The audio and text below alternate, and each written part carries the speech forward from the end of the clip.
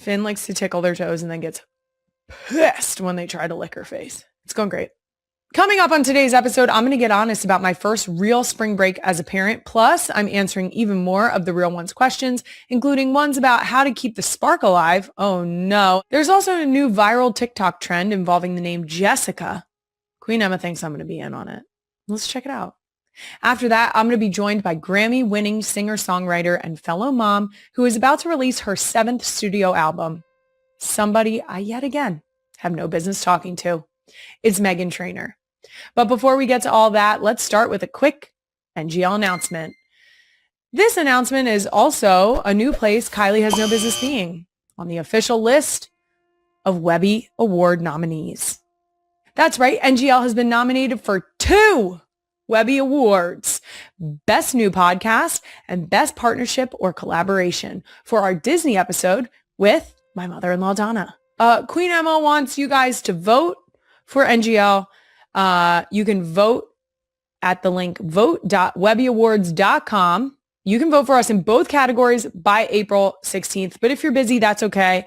I'm joking. Queen Emma wants you guys to vote. I also want you to vote because this is something that acknowledges the efforts of our entire team at NGL, which, guys, it's the whole team. Wow, I quoted my husband. It's the whole team. Look at that. How beautiful. He's such a smart guy. Next order of business, Real One comment of the week. And our Real One comment actually comes from the other podcast's official Instagram account. It says 62 minutes because 62 is a pretty cool number. Just saying. I know what happened here. Queen Emma is not being slick or sly. I know you texted Jake. I know you texted Jets Jake. I know you texted Jets Jake. This was unsolicited. Jets Jake. He's a real one. He knows I need to have words with Jets Jake. He knows good numbers when he sees them. 62 is a great number. Okay. You can't deny it. I can't deny that 62 is a great number. I can't deny that. What I can deny is any extra minutes for you this week. Fuck. I knew this would backfire. This, of course, is in response to our recent fan vote about how long our episodes should be going forward. 76% said 48 minutes. They didn't. That's incorrect, audio listeners. She's lying to your face. This is not going to lie. And needs her to lie. You're right. That's fair. I was just pulling a prank. The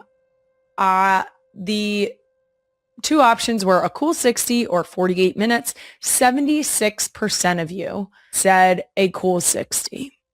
And 24% of you said 48 minutes.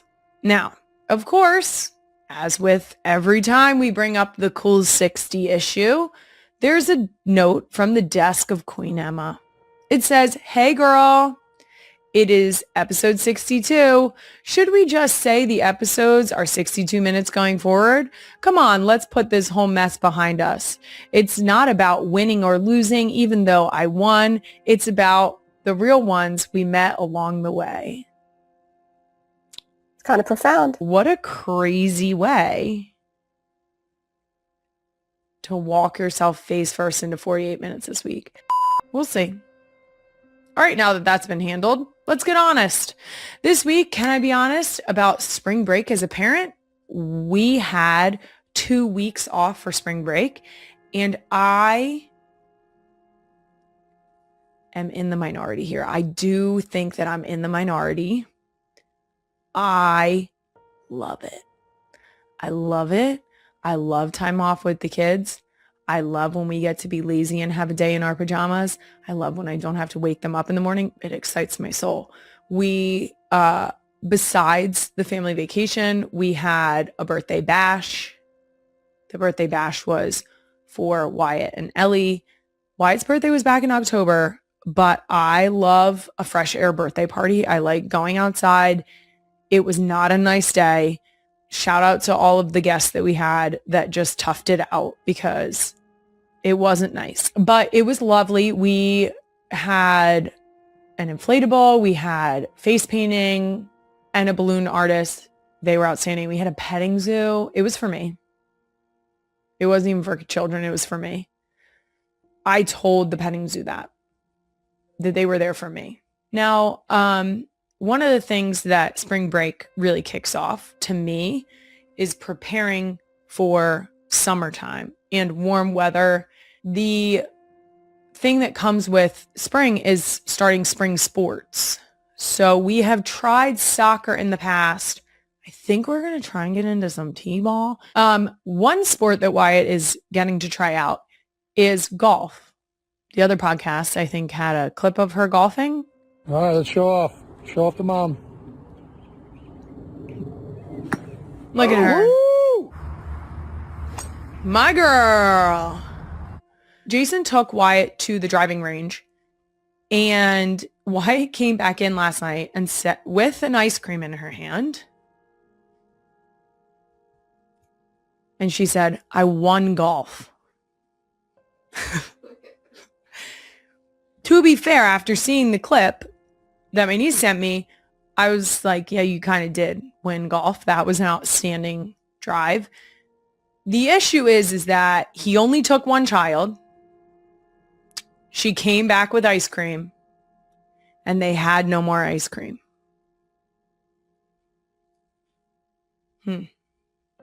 Interesting.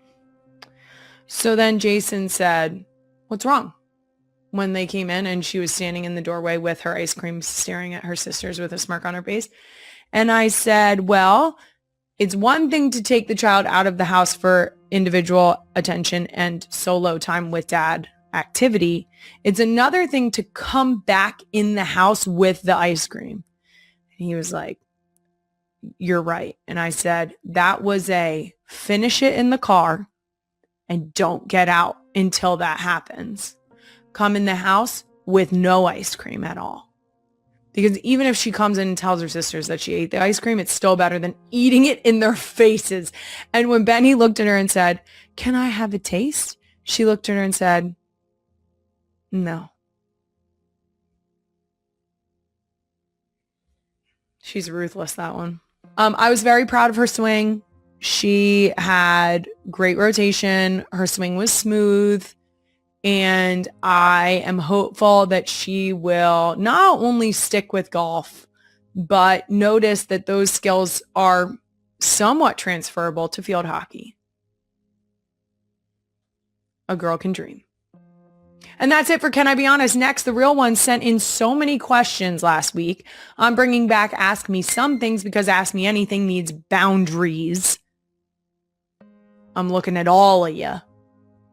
Ask Me Some Things is brought to you by Toyota. Let's go places. First up, from Hughes McKenzie, how to keep the spark alive in a 10-year relationship. That's a good question.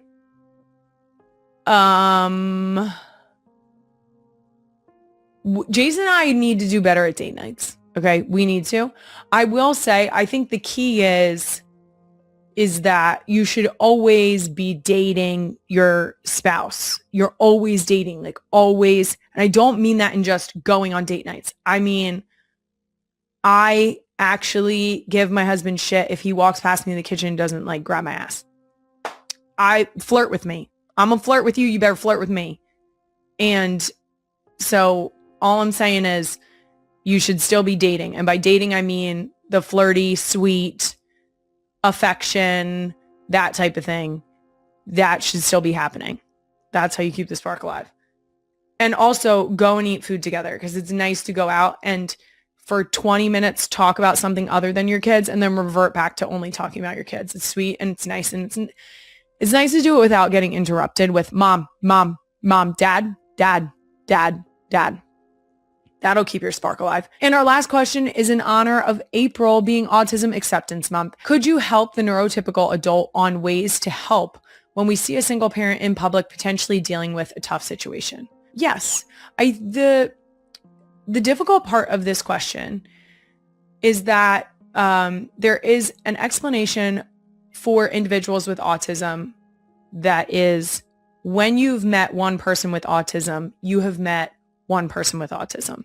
And that phrase means that every single person on the autism spectrum is completely different. And you can't assume that people who are diagnosed with autism will handle situations the same way or will have the same behaviors or reactions to a certain situation. A lot of people associate headphones or noise canceling headphones with children with autism. Tim, for example, my neighbor / brother who I grew up with, he loves loud noises, loves them, wants to hear the lawnmower, wants to hear the vacuum, wants to go and watch all of the loud construction equipment. He loves that. So it's very much headphones and noise canceling headphones have become indicative of a child with autism or sensory needs. But there are so many kids who are on the autism spectrum who love loud noises. When it comes to